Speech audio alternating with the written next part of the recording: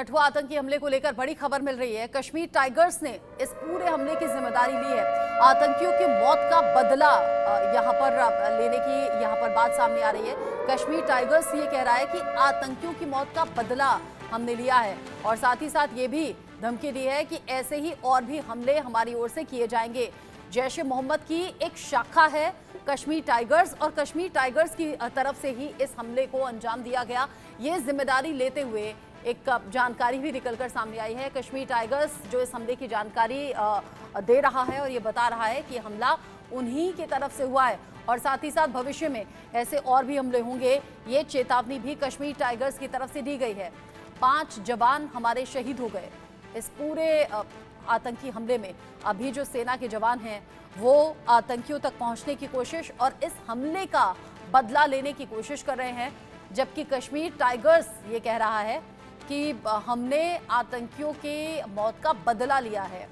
आशिक मीर मेरे साथ में जुड़ गए हैं, इंडिया न्यूज संवाददाता, साथ ही साथ AK सिवाच सर जुड़ गए हैं मेरे साथ में डिफेंस एक्सपर्ट के तौर पर।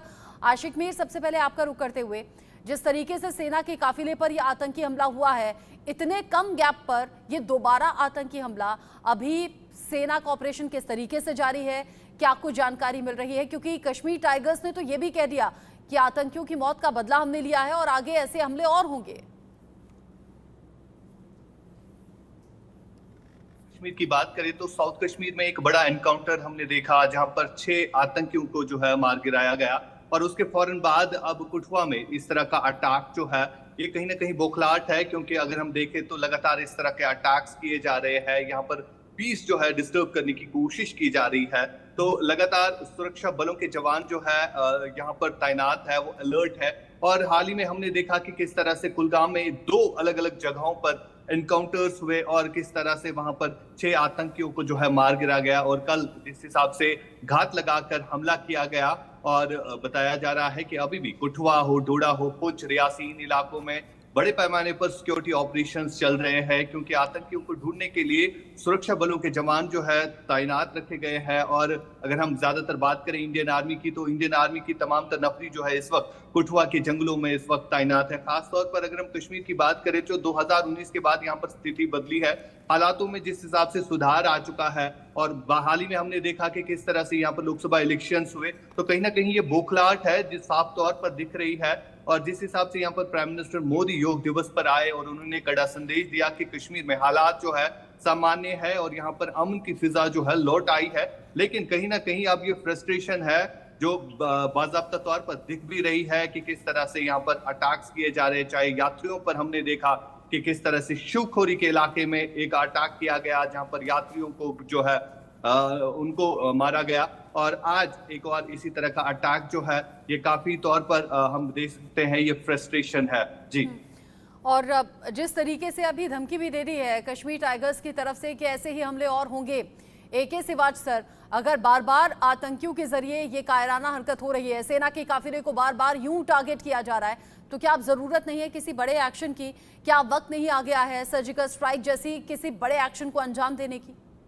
हाँ बिल्कुल, देखो सच्चाई ये है कि अब जो एक मॉडस ऑपरेंडी है वो बदली है पाकिस्तान की ISI और पाकिस्तान की आर्मी ने, कि पहले जो नॉर्थ ऑफ पीर पंजाल वो एक्टिव था, कश्मीर घाटी बाय एंड लार्ज पीसफुल है।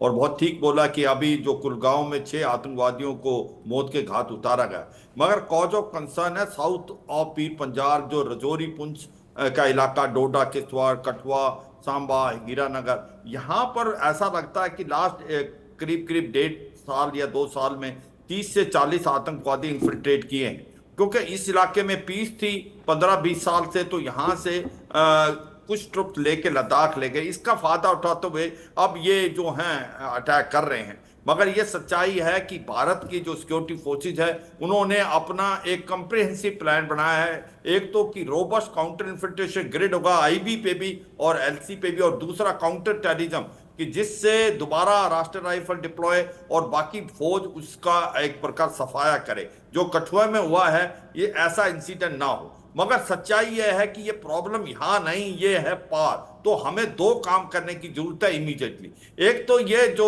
हमने सीज फायर किया था 2021 में, इसको ऑब्रोगेट करें, क्योंकि सच्चाई यह है कि पाकिस्तान इसका नाजायज फायदा उठा रहा है। उसने अपने जो फौज है उसको अपने वेस्टर्न बॉर्डर पे भेज दिया है और आतंकवादियों को भारत की तरफ भेजता जा रहा है। जिस प्रकार से मैंने मच्छर में ब्रिगेड कमांड की थी, मुझे मालूम है जहां पर भी पाकिस्तान की पोस्ट इन्फिल्ट्रेशन कराती थी हम उसकी पोस्ट का नामो निशान मिटा देते। अभी मुझे लगता है वो समय आ गया कि हमें पाकिस्तान को पनिशमेंट करना होगा, पाकिस्तान की आर्मी को पनिश करना पड़ेगा। और दूसरा है, अभी सर्जिकल स्ट्राइक का समय आ गया है। जिस प्रकार से हमने सर्जिकल स्ट्राइक 1 की थी, उड़ी के बाद करीब करीब 10 से 15 उनके लॉन्च पैडों को बर्बाद करके 30 से 35 आतंकवादी मारे, और पुलवामा के बाद हमने बालाकोट किया था जो एयर स्ट्राइक, जिसके अंदर खैबर पख्तूनख्वा में कम से कम 300 आतंकवादियों को मारा। मुझे लगता है अब हमारे पास काबिलियत और क्षमता है, रफेल आने के बाद स्कैल्प मिसाइल है 400 से 500 किलोमीटर जा सकती हैं। तो पाकिस्तान के अंदर जो आतंकवादियों के गढ़ हैं,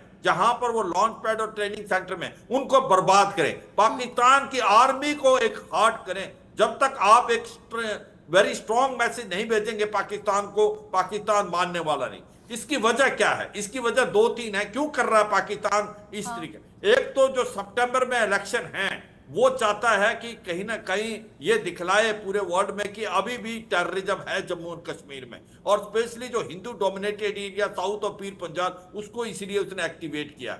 और दूसरा ये भी समझना चाहिए व्यूअर्स को कि जो पीओजे के और गिलगित बाल्टिस्तान में हो रहा है, पीओजे के में अगर आप देखें वहां पर लोग सड़कों पर आए हुए हैं, आर पार की लड़ाई लड़ रहे हैं, मरने मारने को तैयार हैं, वो भारत में मिलना चाहते हैं।